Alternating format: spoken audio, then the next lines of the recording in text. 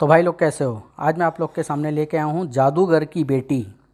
चलिए कहानी स्टार्ट करते हैं।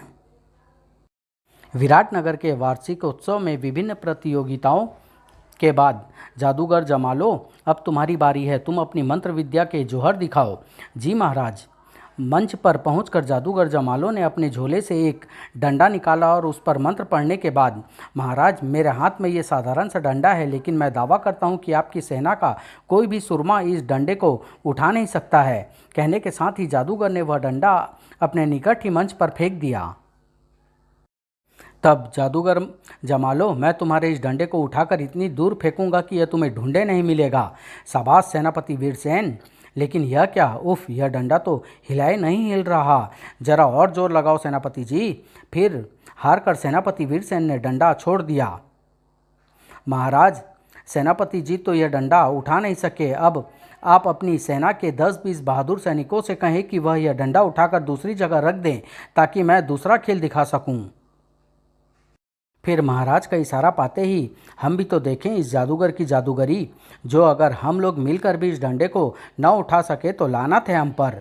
फिर उफ, महाराज ये सैनिक तो इस डंडे को उठा नहीं सके, अब आप मेरे डंडे का कमाल देखिए। कहने के साथ ही जादूगर ने मन ही मन कोई मंत्र पढ़ा तो आश्चर्यजनक, वाह। अगले ही पल सभी आश्चर्यचकित रह गए। वाह वाह जादूगर जमालो, अब तुम कोई ऐसा खेल दिखाओ जो हम सबको हैरत में डाल दे। महाराज को हुक्म सर आंखों पर। लेकिन ऐसा कोई विशेष खेल दिखाने से पहले मैं महाराज से अपनी जान बख्शवाना चाहता हूँ, क्योंकि हो सकता है महाराज मेरे इस खेल से मुझ पर क्रोधित हो जाएं। जादूगर जमालो, तुम शायद यह नहीं जानते कि हम खेलकूद का सिर्फ आनंद उठाते हैं, खेलकूद पर गुस्सा नहीं करते। बेहतर महाराज। फिर सुम सटाक अगले ही पल एक चमत्कार हुआ। आश्चर्य है, पलक झपकते ही राजा की सिंहासन पर जादूगर और जादूगर के स्थान पर राजा। ए जादूगर, तू मेरे सिंहासन पर क्यों बैठ गया? तू शायद नहीं जानता कि मुझे सब पसंद है, लेकिन यह नहीं। बहुत खूब, तुम कमाल के जादूगर है जमालो। मैं जादूगर? बको मत, जल्दी से मेरे सिंहासन से नीचे उतरो। क्या क्या बकता है तू जादूगर? सुनो प्रजाजनों, यह मुझे जादूगर और अपने आप को राजा कह रहा है। अगले ही पल सेनापति वीर सिंह, गिरफ्तार कर लो इसे, यह गुस्ताखी पर उतर आया है। चलो महारानी, हम महल चलें। एकाएक रानी सुमलता क्रोध से बिफर उठी और बोली, बदतमीज, तेरी यह जुर्रत कि तू मेरा हाथ पकड़े। और इससे पहले कि क्रोध में रानी जादूगर जमालो के गाल लाल करे, तभी ठहरो महारानी जी, आप मेरी जादूगरी से धोखा खाकर महाराज के साथ कोई गुस्ताखी ना करें। अगले ही पल राजा के स्थान पर खड़ा जादूगर जमालो कह रहा था, दरअसल मैंने मंत्र विद्या द्वारा महाराज की शक्ल और अपनी शक्ल आपस में बदल दी थी। हैं, यह क्या क्या? फिर जादूगर जमालो ने मंत्र पढ़ा तो आश्चर्यजनक। तब राजा ऋतुसेन का छोटा भाई आगे बढ़ता हुआ बोला, वाकई जमालो, तुम्हारा प्रदर्शन बहुत ही अच्छा रहा। यह लो मेरी ओर से 500 स्वर्ण मुद्राएं तुम्हारा इनाम। फिर समारोह के समापन के बाद जब जादूगर जमालो एक जंगल से होकर अपने गांव की ओर बढ़ रहा था कि तभी अचानक भड़ाक, आह, जादूगर जमालो बेहोश होकर घोड़े से नीचे गिर पड़ा। अगले ही पल, यह बेहोश हो गया है, इसका सामान समेटो और इसे ले चलो। फिर जब उसे होश आया तो उफ, मैं कहाँ हूँ और मुझे किसने और क्यों कैद किया है? अगले ही पल वह चीख पड़ा, कौन है जिसने मुझे कैद किया है? तुरंत ही तहखाने की सीढ़ियों पर एक नकाबपोश प्रकट हुआ। ओह, तो तुम्हें होश आ गया जादूगर जमालो। कौन हो तुम और मुझे इस प्रकार बंदी बनाने के पीछे तुम्हारा क्या उद्देश्य है? धीरज रखो जादूगर, तुम्हें यहाँ लाने का उद्देश्य भी बताया जाएगा, लेकिन मैं अभी सुनना चाहता हूँ, तो सुनो। तुम मुझे वह मंत्र सिखाओ जिससे तुम दूसरों से अपनी शक्ल बदल लेते हो। असंभव, मंत्र विद्या सीखने के लिए मंत्र साधना करनी होती है। तो तुम मेरी शक्ल राजा ऋतुसेन जैसी कर दो, ताकि तुम्हें लोग राजा समझने लगे। हाँ, लेकिन मैं ऐसा नहीं करूँगा। ओह जादूगर, मैं तुम्हें सोने से तोल दूंगा हूँ, और इनकार करने की सूरत में तुम्हें अपने प्राण भी गंवाने पड़ सकते हैं। मुझे अपने प्राणों की कतई चिंता नहीं है। तो तू ऐसे नहीं मानेगा साका। अगले ही पल, यह साका है और इसे न को हमें बदलने की कला आती है। फिर नकाबपोश का इशारा पाते ही साका भयानक अंदाज में जादूगर की ओर बढ़ा। काश मेरा झोला मेरे पास होता तो मैं इसे कबूतर बना देता। और फिर धड़ाक, उफ, मैं कहता हूँ अभी भी हाँ कर दे। क्यों बिना मतलब अपनी हड्डियाँ तुड़वाने में लगा है? तू चाहे जो कर ले शैतान, लेकिन मैं वो नहीं करूँगा जो तू चाहता है। साका मार हरामजादे को। फिर धाड़ आह। जादूगर मार खाते खाते बेहोश हो गया, लेकिन जब उसने हाँ नहीं किया तो हरामजादा बहुत ही सख्त जान है। हाँ सरदार, मुझे तो नहीं लगता कि ये इस तरीके से आपका काम करने पर राजी हो जाए। फिर क्या किया जाए? सरदार, यदि हमें इसकी कोई कमजोरी मिल जाए तो हो सकता है कि अपना काम बन जाए। वाह साकात, तेरी बुद्धि का भी जवाब नहीं। आओ मेरे साथ। फिर थोड़ी देर बाद वह नकाबपोश अपने साथियों के सामने खड़ा उनसे कह रहा था, शमशेर और वीरू, तुम दोनों आज जादूगर के गांव जाओ और अपने परिवार में जादूगर जिससे सबसे ज़्यादा स्नेह करता हो उसे उठा लाओ। जी, लेकिन उसे यहाँ लाने की जगह नीली पहाड़ी वाली गुफा में ले जाना। जी सरदार। शमशेर और वीरू ने जादूगर के गांव पहुंचकर जब गांव वालों से पूछताछ की तो उन्हें पता चला कि जादूगर के परिवार में सिर्फ उसकी एक बेटी है। तो वाह, हमारा काम तो बिल्कुल आसान है। हाँ, जादूगर के बेटी का अपहरण तो हमारे बाएं हाथ का काम है। फिर उस रात जब पूरा गांव सोया पड़ा था तो खटखट। ओह बापू, लेकिन जैसे ही उसने दरवाज़ा खोला, कौन हो तुम लोग? लड़की, हम लोग कोई भी है, लेकिन आए तुम्हारा अपहरण करने हैं। अगले ही पल धाड़ ओह।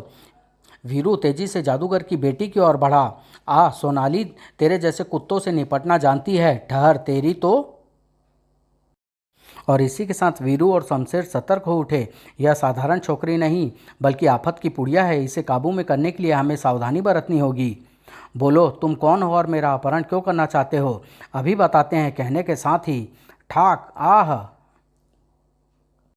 फिर तुम दोनों ऐसे नहीं मानोगे। सोनाली ने अलमारी से इंसानी हड्डी का एक टुकड़ा उठाया और मंत्र पढ़ने लगी। अगले ही पल अब बोलो कि तुम लोग कौन हो और क्यों मेरा अपहरण करना चाहते हो। जो अगर तुमने अब भी जुबान न खोली तो मेरा इशारा पाते ही यह सांप तुम्हें डस लेंगे। रुको, मैं बताता हूँ। मेरा नाम वीरू और इसका नाम शमशेर है और हम दोनों एक नकाबपोश के कहने पर तुम्हारा अपहरण करने आए थे। कौन है वह नकाबपोश? यह तो हम नहीं जानते, लेकिन यह जरूर जानते हैं कि इस समय तुम्हारे पिता जमालो भी उसकी कैद में है। असंभव। मेरे पिता को कैद करना एक साधारण मनुष्य के लिए असंभव है। मैं सच कह रहा हूँ जादूगर की बेटी, वह नकाबपोश तुम्हारे पिता से कोई काम कराना चाहता है, लेकिन तुम्हारे पिता ने उस उसका काम करने से इनकार कर दिया है। तब उस नकाबपोश ने हमें तुम्हारा अपहरण करने के लिए भेजा। और उसकी पूरी बात सुनकर, ओह तो यह बात है, अब तुम मुझे वहाँ ले चलो जहाँ उस नकाबपोश ने मेरे पिता को कैद कर रखा है। नहीं, अगर हम तुम्हें वहाँ ले गए तो वह नकाबपोश हमें जिंदा नहीं छोड़ेगा, और यदि तुम मुझे वहाँ न ले गए तो मैं तुम्हें जिंदा नहीं छोड़ूंगी। अगर अगर तुमने हमें मार दिया तो तेरा बाप भी जिंदा नहीं बचेगा। क्या मतलब?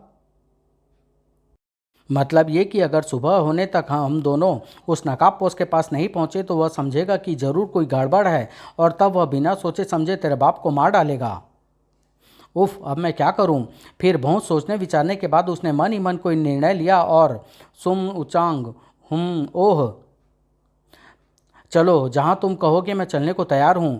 बहुत खूब, अब की है तूने अक्लमंदी की बात। इस तरह जादूगर की बेटी को नीली पहाड़ी की गुफा में कैद करने के बाद वीरू और शमशेर नकाबपोश के पास पहुंचे। आओ शमशेर, काम हो गया।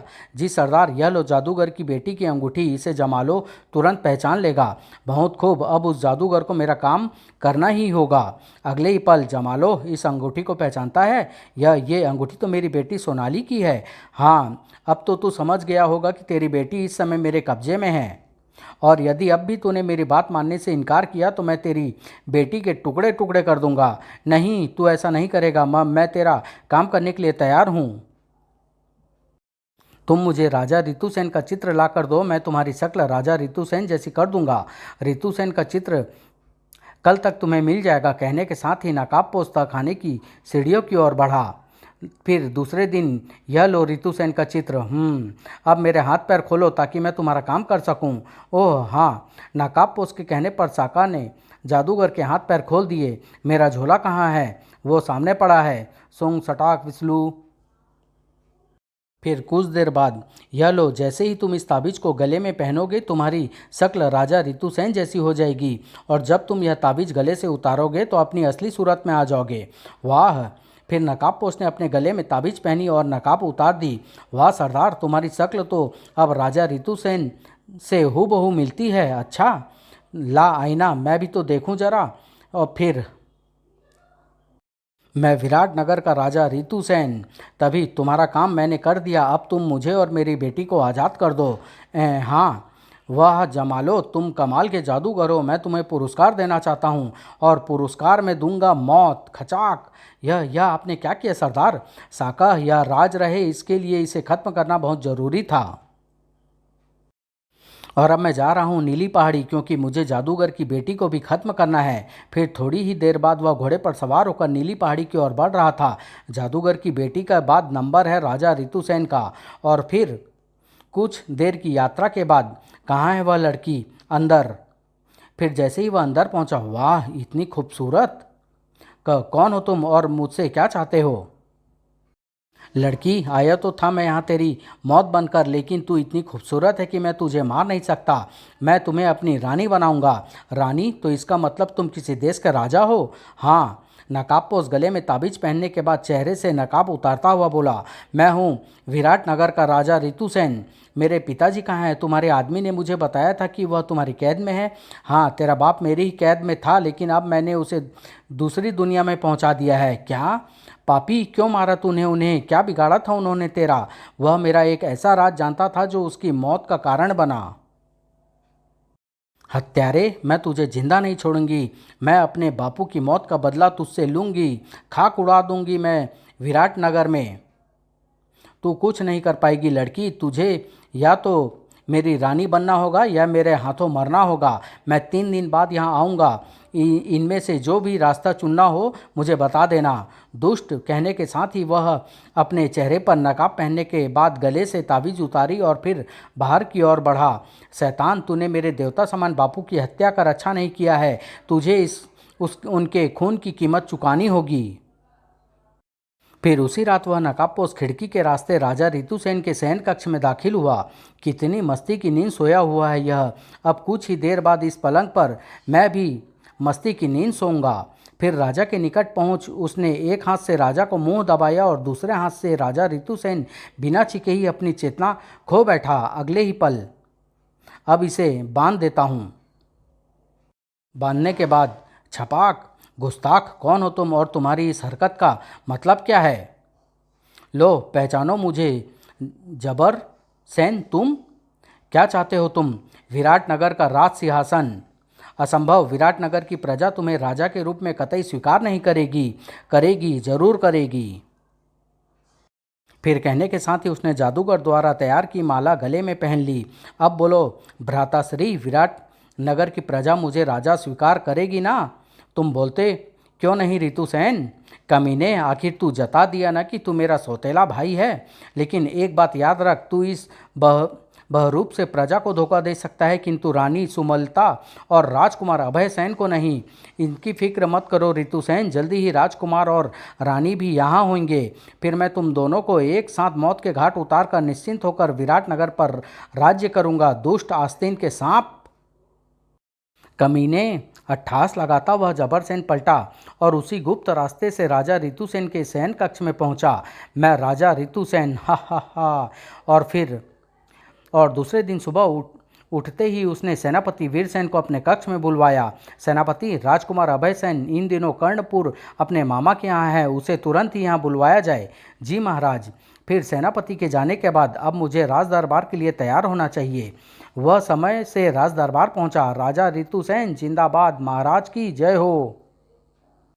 फिर दरबार का कार्य शुरू हुआ। महाराज, इस वर्ष राज्य में फसल कुछ कमज़ोर हुई है, अतः किसान लोग कर में कुछ छूट चाहते हैं। ठीक है महामंत्री जी, इस वर्ष किसानों को आधा कर माफ़ किया जाता है। यह सुनते ही प्रजा जय जयकार कर उठी। मैंने वही निर्णय लिया जो इस मौके पर ऋतुसेन लेता, और ऐसा इसलिए किया कि प्रजा को या मंत्रीगणों को मुझ पर कतई किसी प्रकार का संदेह न हो। महाराज की जय हो। राजा ऋतुसेन जिंदाबाद। इधर कर्णपुर में जब राजकुमार अभय सेन को राजा ऋतुसेन का संदेश मिला तो वह अपने मामा राजा देवधर से आज्ञा लेकर तुरंत ही संदेशवाहक सैनिक के साथ विराट नगर की ओर चल पड़ा। न जाने पिताजी ने एकाएक ही मुझे क्यों बुलवाया है। और फिर जब वे एक जंगल से होकर आगे बढ़ रहे थे तो एकाएक तूफान। अगले ही पल तूफान के साथ साथ बारिश भी शुरू हो गई। उफ, अब क्या किया जाए? तभी राजकुमार का घोड़ा एकाएक बेकाबू हो एक तरफ भागा। अब जल्दी ही इस बेकाबू हो चुके घोड़े को छोड़ना होगा, वरना हो सकता है यह मुझे साथ लेकर किसी खाई में छलांग लगा दे। और फिर जब राजकुमार किसी तरह घोड़ा रोक पाने में सफल न हुआ तो वह कूद पड़ा। अब इस बारिश से बचने के लिए मुझे सुरक्षित स्थान की तलाश करनी होगी, वरना अगर कुछ देर और इस बारिश में भीगता रहा तो ठंड लग जाएगी। यह सोच वह पैदल ही आगे बढ़ने लगा। क्या जबरसेन की योजना सफल रही? क्या वह राजा ऋतुसेन, रानी सुमलता और राजकुमार अभयसेन को खत्म कर सका? जादूगर की बेटी का क्या हुआ? क्या वह अपने पिता की हत्या का बदला ले सकी? ये सब जानने के लिए नेक्स्ट भाग का इंतजार कीजिए। मौत की आंधी से समाप्त।